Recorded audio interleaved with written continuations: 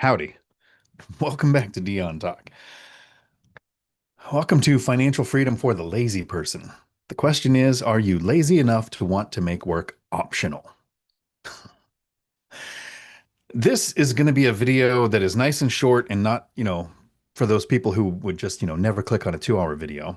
I will answer all of the questions after the video. If you want your questions answered during a live stream every Tuesday at 4 p.m. Pacific, I do a video that lasts as long as the questions do. And then I normally do a video on Thursday and I normally do a video on Saturday. But if my calendar's right, today is not one of those days. I am making this video as a reaction because I got called out in a good way. So buckle up, Buttercup. This is what a video looks like when you've been gaming all night. The sun is up. The Navy base played its music, which means it's about time to go to bed. So I probably shouldn't be making this video, but here we go. Michael Zuber from One Rental at a Time is a friend of mine, one of my closest friends. I would say I love him like a brother, but people have seen how I treat my brothers, so that's not going to be the case. He's a close friend. We've made content together every week for about 5 years. I absolutely respect him. Because of watching his content, I reached financial freedom, made work optional, and retired early. I have absolute respect for him. And he is so professional that this morning, during his daily financial news on the YouTube channel, One Rental at a Time, that you should be watching because that's how I reached financial freedom, the content that I got there, and now the content that I help contribute there. He didn't name me by name. That's how professional he is. That's how cool he is. He just said, one of my friends, super glad I'm in that circle, when the concept of 50-year mortgages was dropped by President Trump, I post every time it comes up by some nincompoop on the Book of Faces about how tragic this is. I say I would do 1,000-year mortgage if it was an option.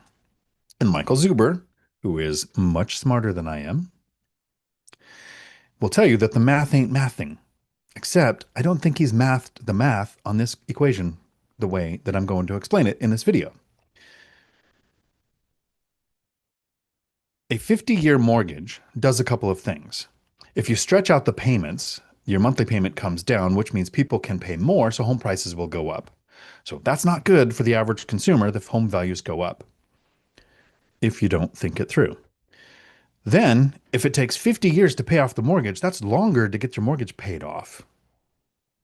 I say I would do 1,000-year mortgage, and I actually am going to explain it a little more in detail in this video than I do when I make a post just to piss off somebody, where I say I would take 1,000-year mortgage.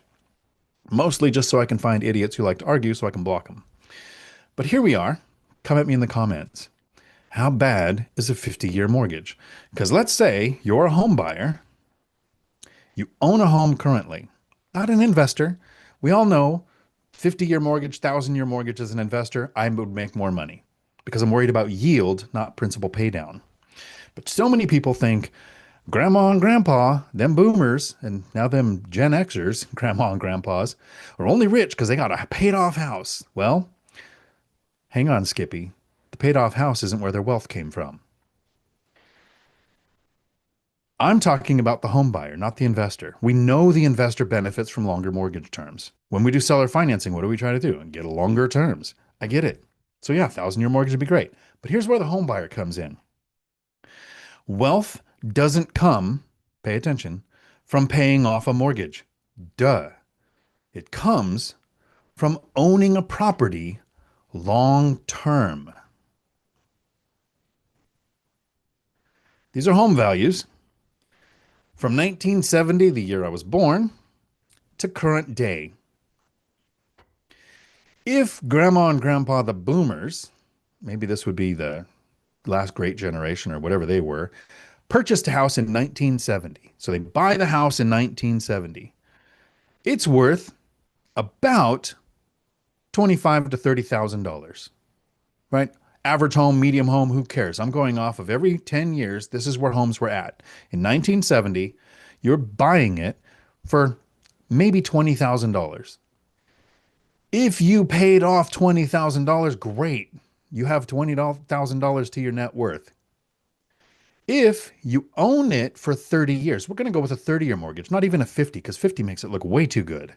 But if you own it for 30 years, so from 1970 to 1980 to 1990 to the year 2000, right when Y2K was kicking off, in the year 2000, let's say you didn't pay off any of your mortgage. You had an interest only 1,000-year mortgage that I would like to have. The home value in the year 2000 was about $115,000. If you didn't pay off anything on your $20,000 house, you had a net worth of 95 grand, while the renter still has that net worth of around 5 grand. $95,000 created by owning a house for 30 years, or $20,000 that you now have paid off if you pay your mortgage off in 30 years. Take it to the next 10 years, 1980. Do you see what inflation is doing here? Do you see how the Cantillon effect that the uneducated economist taught us about is making the homeowner wealthy? Because the first person to have access to the money wins because of inflation. You buy it in 1980. So now we're talking about the boomers. They buy it in 1980. It's worth just under 50 grand. So they owe $50,000 to the bank. What a tragedy. In 10 years, 1990, in 10 years, 2000, in 10 years, 2010. In 2010, right after the 2008 housing crash, end of the world, home values were about $160,000. So they paid less than 50. If they paid it off, yay, they have $50,000 added to their net worth. If they didn't pay off a penny, if they had a 1,000-year loan or an interest-only loan, they own a $160,000 house that's paid, that they owe 50 grand on. If it's paid off, yeah, they have the 50 grand. But if it's not, if they didn't pay a penny off of that mortgage, they have $110,000, right? They paid less than 50. They owe less than 50. It's worth 160. Owning a house long-term makes you wealthy. Paying off a mortgage doesn't. Now let's say you buy it in 2025. It's today. In today's dollars, you buy a house for $500,000, $200,000, $1 million, depending on what market you live in. And you have it. Let's say you're in Washington. Average house, about $600,000. You own it in Washington. You owe the bank $600,000. What do you think's going to happen in 30 years? In 30 years, if you haven't paid off a penny, if you owe exactly what you paid for it, you're going to have over $1 million. Because appreciation is where wealth comes from, not principal pay down. So every time somebody goes, oh no, 50-year mortgage, or oh no, 40-year mortgage like we had 2 years ago when people were coming off of forbearance and the banks had to go, if you'd like, you can do a 40-year renewal. And it was panic and the end of the world. But here's what actually happens. If you I said this at the beginning of the video, if you stretch out how long it takes you to make a payment on your house, to pay it off, your payment comes down every month. If your payment comes down every month, since home buyers buy based on payment, not price, not rate, they buy based on payment, they can pay more. So if you buy a house today and then people start getting 50-year mortgages, values will go up. The appreciation will be a sharper curve than what we saw in that hockey stick I just showed you. So yeah, if you want a paid off house because you're in the Dave Ramsey realm of I like to be broke until I die because I worked to the last day I dropped, sure, worry about paying off a mortgage. But if you understand that real wealth comes from time in the market, even as a homeowner, not as an investor, 50-year mortgage would be the way I'd go. 1,000-year mortgage would be the way that I would go. Imagine if you own houses today, you buy one, and then they start doing 1,000-year mortgages. You'd have 10 or $20 million. An entire video can be made on the fact that if the dollar is collapsing, the thing that you should do is get into as much debt with the banks that you can. Because as the dollar collapses, it gets easier to make the dollars. And if you own assets, it takes more of those dollars to rent or to buy your asset. Have a day full of amazing. I love Michael Zuber like a brother. This isn't an argument. This is playful banter between friends. And hopefully, one of us will make you think. Neither of us is right.